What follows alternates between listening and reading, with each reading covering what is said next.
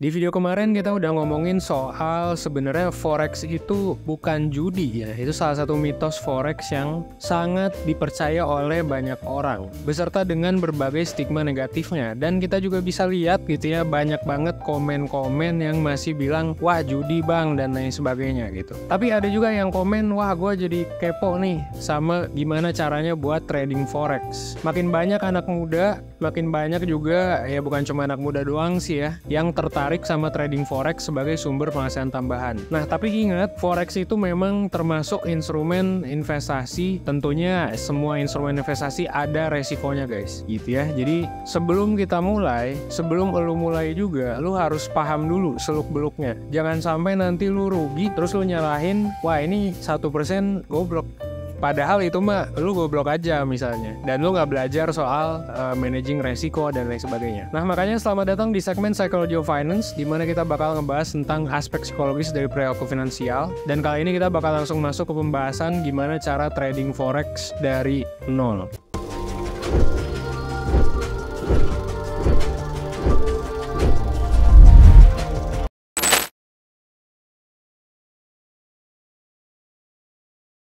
Pertama, ya tentu mungkin lu udah pada tahu gitu ya, forex itu apa, tapi gue jelasin dulu secara singkat lagi di sini. Jadi forex itu adalah pasar untuk jual beli mata uang asing gitu ya. Jadi misalnya kayak ya euro sama dolar US atau pound sterling yen dan lain sebagainya. Nah, tujuan dari trading forex yaitu untuk dapat untung dari naik turunnya nilai tukar mata uang ini. Misalnya kalau lu beli euro gitu ya, terus euronya menguat ya berarti lu untung. Nah, volume perdagangannya ini itu mantep banget gitu ya, bisa transaksinya tuh lebih dari 6 triliun dolar per hari, yang mana ini jadi pasar finansial terbesar dan terlancar di dunia. Jadi memang forex itu nggak tutup, beda lah, nggak kayak saham kan ada tutupnya. Kalau forex itu buka 24 jam nonstop, nggak perlu nungguin jam buka kayak misalnya bursa saham. Nah yang perlu lo tahu, forex itu ada beberapa jenis guys gitu ya, beberapa jenis transaksi yang kemarin ini belum gua bahas. Pertama adalah spot forex. Nah ini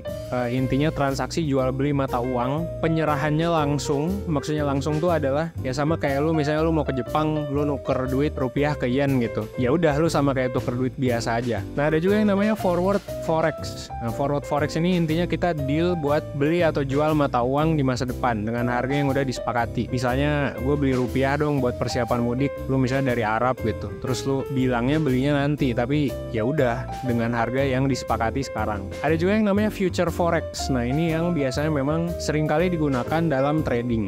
Nah jadi ini mirip kayak forward tapi kontraknya lewat bursa berjangka. Nah ini ada aturan mainnya guys, ada undang-undangnya, ada peraturannya, sama ada juga ya diawasi oleh Bapepti nih. Dan ini lu bisa buka posisi gitu, posisinya kan ada dua ya, long atau short. Di Indonesia kebanyakan trader itu pakai futures gitu ya, soalnya ya pertama sebenarnya bisa dibilang lebih high reward gitu ya, dan lebih terstruktur juga, ada aturannya jelas, lebih aman gitu ya. Meskipun kalau lu mainnya geblek gitu ya, bisa juga jadi high risk. Nah ini yang makanya banyak orang yang bilang kayak wah judi bla bla bla gitu. Ya itu enggak sih ya, karena ya bukan judi cuy. Kalau judi ya nggak bakal legal di Indonesia, dan nggak bakal diawasi sama Bapepti, nggak bakal ada peraturannya, ada rekening-rekening dan lain sebagainya gitu. Menariknya adalah kalau futures itu ya lu memang nanti ada leverage-nya. Jadi lu cukup hitung untung rugi dari fluktuasi harganya. Bahkan lu nggak perlu punya duit sebanyak yang lu trading gitu ya, lu nggak usah serah terima duit fisiknya juga, dan lu bisa dapat untung ya atau rugi mungkin. Nah mungkin lu sekarang udah paham nih ya forex itu apa, nah dan yang biasanya dipakai itu yang kayak gimana. Nah sekarang mungkin ada juga yang komen gitu ya, emang ada yang kaya dari forex gitu? Ya adalah gitu ya, gue yakin banyak juga sih ya yang tidak mempublikasi dirinya, itu yang diem-diem baik gitu trading forex, terus tinggal di Jogja gitu kan, terus dibilang ngepet gitu misalnya, itu juga ada. Tapi kalau lu cari-cari di internet itu sebenarnya banyak. Contohnya adalah ini ya, orang pertama julukannya ini adalah The Man Who Broke the Bank of England. Sekarang total kekayaan orang ini, si George ini, itu diperkirakan 8,3 billion US dollar.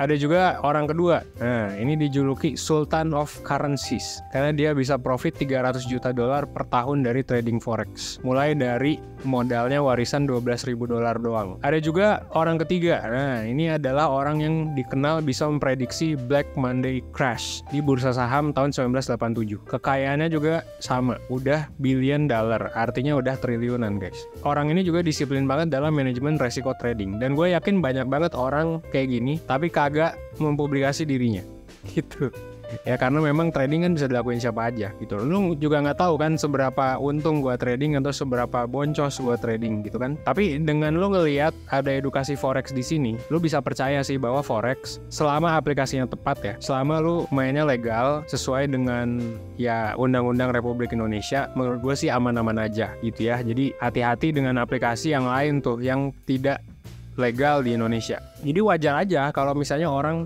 perforexan gitu ya di Indonesia gitu. Jangan dianggap nggak wajar. Ada yang rugi wajar, ada yang untung wajar ya, sama semua aset investasi juga kayak gitu. Bahkan misalnya nih, kalau lo bilang gue emas aja dan lain sebagainya, banyak juga kok yang emas nggak bisa dijual lagi. Saham juga banyak kok. Jadi basically kalau kita ngomongin cerita negatif dari forex, dari saham, dari manapun, itu semuanya pasti ada cerita negatifnya. Bahkan emas sekalipun ya gitu. Jadi sekarang kalau menurut gua ya lu mau ikut ya ayo nonton video ini sampai habis.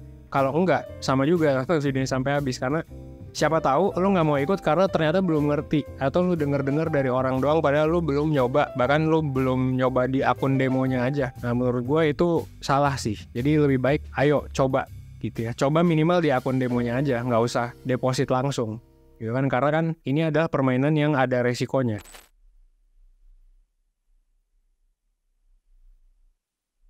Nah, ada beberapa hal yang menurut gua penting ya dalam persiapan lu trading forex. Pertama, kesiapan mental. Jadi jangan pikir bahwa forex itu adalah cara kayak instan. Bisa aja instan, tapi ingat kalau secara statistik dan lain sebagainya lu juga perlu ngitung. Kayak, rata-rata orang tuh biasanya menang berapa. Nah makanya nih hati-hati dengan yang misalnya ada orang nawarin nih, ya gue bisa tradingin 500% dalam sehari gitu. Itu kayak hati-hati aja sih dengan yang kayak gitu, karena kemarin-kemarin juga kan banyak kasus yang orang udah dipenjara dan lain sebagainya, itu karena ya nawar-nawarin orang keuntungan instan dan gak jelas gitu. Jadi hati-hati tuh, mental lu harus stabil, lu harus pakai teknik lah intinya. Nah makanya mindset ini sebenarnya harus didukung oleh hal yang kedua, itu kuasai berbagai jenis analisis. Nah ada 2 jenis analisis yang menurut gue mesti dikuasai oleh trader. Pertama adalah technical analysis, yang mana ini ya menganalisis pakai pola grafik. Basically ngelihat pergerakan harganya kan, jadi kayak naik turunnya gimana dan lain sebagainya, itu lu bisa pelajari. Nah yang kedua ini juga yang menurut gua kadang orang-orang kayak, wah ini mah nggak ada fundamentalnya dan lain sebagainya. Ada cuy gitu ya. Kayak kalau lu lihat misalnya kenapa sih Argentina misalnya currency-nya turun gitu di tahun tertentu, atau misalnya kenapa US dollar currency-nya naik atau turun gitu. Itu kan sebenarnya analisis fundamental dari sebuah negara, analisis fundamental dari suku bunganya, kreditnya dan lain sebagainya gitu. Ini bisa memprediksi tren jangka panjang atau jangka pendek dari mata uangnya. Nah, kedua analisis ini tuh saling melengkapi dalam trading forex. Jadi menurut gua buat orang yang bilang kayak, wah ini tuh bullshit gitu, short term doang. Nggak juga cuy, ada juga yang bisa beberapa hari bahkan lu open position gitu ya, apalagi kalau lu modalnya kuat gitu. Jadi menurut gua bukan cuma short term atau long term gitu, dua-duanya memang harus dipakai juga. Kayak misalnya gua sendiri memprediksi ya bentar lagi bakal resesi. Nggak tahu bakal bener atau salah, bisa jadi spekulatif juga, tapi ya itu prediksi atau tesis gua dari analisis teknikal sama fundamental yang udah gua bikin. Nah kalau gua udah tahu tuh titik kapannya ya resesinya kapan dan lain sebagainya, ngaruhnya ke US dollar misalnya gimana, itu ya gue bakal bisa ngambil untung dong. Nah makanya itu lu juga harus pelajari. Terus jangan lupa susun strategi trading. Nah tiap orang tuh beda-beda, tapi menurut gue tiap trader tuh pasti punya strategi trading yang solid gitu. Strateginya biasanya lu kapan main atau masuk pasar. Kadang-kadang ada orang yang bakal masuk ketika udah momennya doang, bisa aja berhari-hari nggak trading, tiba-tiba masuk di hari Rabu misalnya. Ada juga yang tiap hari disediain jam tertentu gitu, itu juga bisa. Jadi lu tergantung strategi lu kayak gimana dalam trading ini gitu ya. Tergantung resikonya juga, tergantung karakternya juga. Terus atur modal juga sama resiko. Ada beberapa tips gitu. Pertama adalah pakai stop loss. gitu ya. Ya coba dulu di akun demo, jadi biar nanti untuk membatasi kerugian. Terus yang kedua, saran gue sih jangan pakai uang panas, alias lu jangan ngutang buat trading cuy. Itu kayak menurut gue salah sih ya. Meskipun lu seyakin-yakinnya lu kalau lu ngutang, apalagi utangnya di atas batas rasio, menurut gue itu salah ya. Kecuali kalau lu adalah orang kaya Elon Musk gitu, terus lu ngutang 2% kekayaan lu, ya itu silahkan gitu. Tapi banyak orang Indonesia yang ngutangnya gila-gilaan gitu ya. Ngutangnya misalnya dia punya aset 1M, ngutangnya 5M gitu. Ya udah kan, jual diri nanti gitu ya, untuk bayar itunya gitu ya. Terus lakuin diversifikasi, jangan cuma satu instrumen doang. Pilih broker forex yang terpercaya, itu yang tadi gue bilang ya. Yang berkualitas, yang diawasi, coba cek kredibilitasnya kayak gimana, coba lihat rekeningnya terpisah atau enggak. Ya, jadi ini tuh adalah trading yang resmi guys. Jadi memang harus ada aturannya kan. Nah, lu bisa cek juga undang-undangnya, peraturannya, dan cek juga misalnya lu coba cek CS-nya ya, cepet atau enggak, 24 jam atau enggak, eksekusinya cepet atau enggak. Itu silakan, lu bisa cek. Dan saran gua gitu ya, mulai dari akun demo. Nah, akun demo ini bisa lo pakai buat latihan gitu ya. Ini sarana paling berharga menurut gue buat trader pemula, buat latihan sebelum trading live. Pastiin semuanya mateng.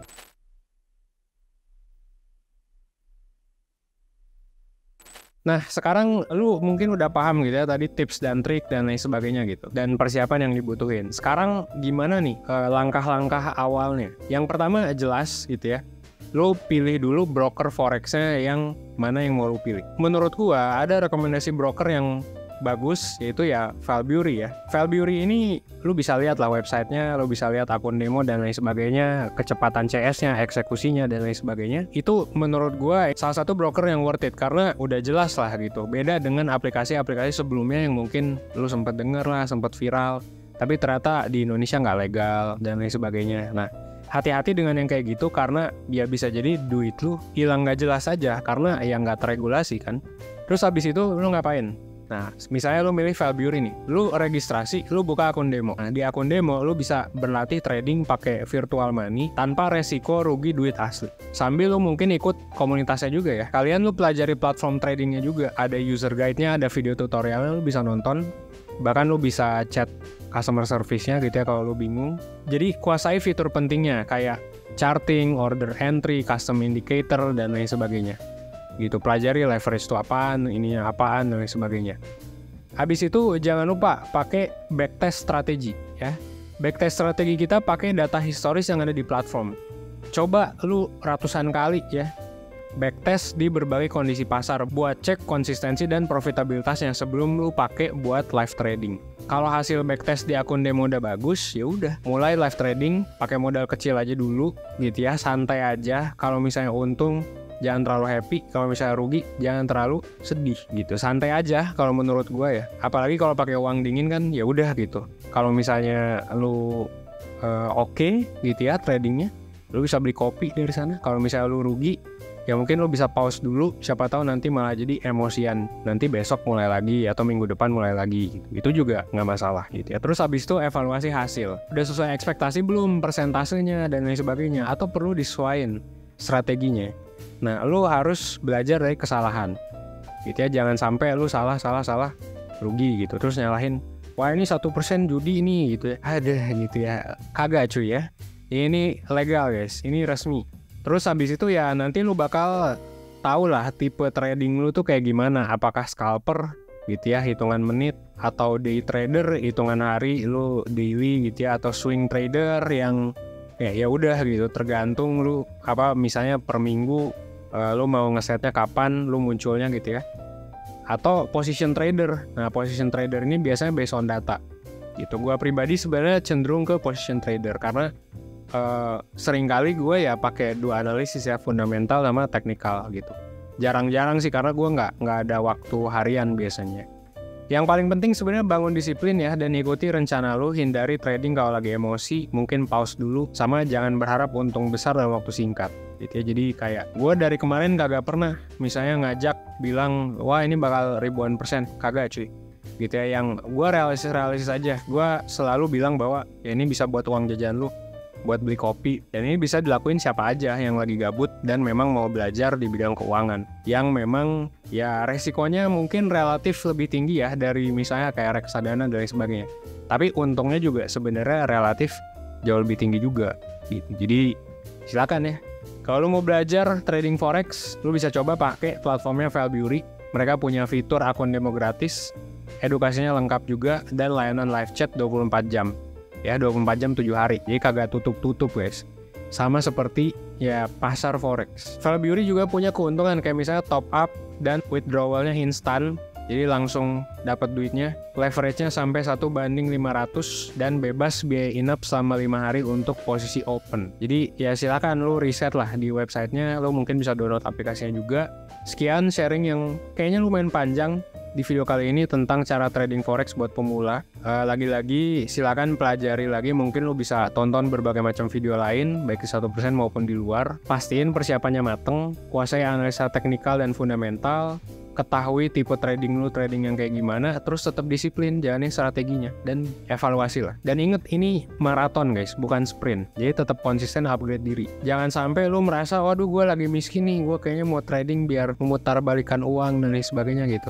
Itu kurang realistis sepertinya guys, gitu ya. Oke, akhir kata sekian dulu video dari gue kali ini. Gue Evan 1%, well, thanks.